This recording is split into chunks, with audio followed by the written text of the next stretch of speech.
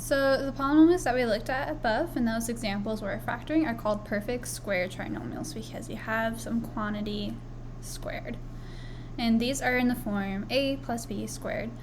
And we can actually form a perfect square trinomial from ax squared plus bx by adding b divided by 2 squared.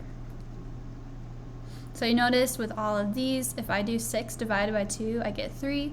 3 squared is equal to 9. Negative 8 divided by 2 is negative 4. Negative 4 squared, I get 16, and so on. And so what we're going to do in these examples is we're going to form those perfect square trinomials by adding b over 2 squared.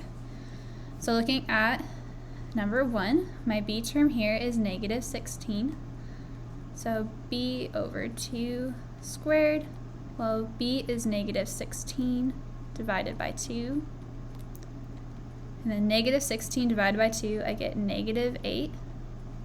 And then negative 8 squared, I get 64. Because remember, squared, that's really meaning I'm doing negative 8 times negative 8. Okay, let's try another one. So here I have x squared minus 2x plus. And so my b value here is negative 2. So when I do b over 2 squared, I have negative 2 over 2 squared.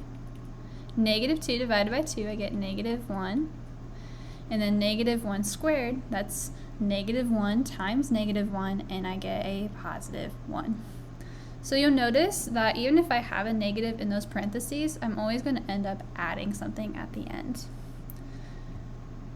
And so we can see with both of these that if you were to go ahead and factor it out, you should have, for this one, you get x minus 8 times x minus 8, which is the same thing as x minus 8 squared.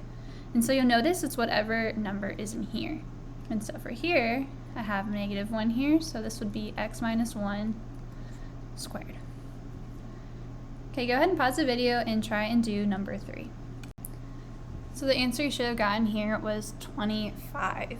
So you can do 10 divided by 2, you get 5, and then 5 squared is 5 times 5, which is 25. And so that means if I were to factor this, I would end up having x plus 5 squared.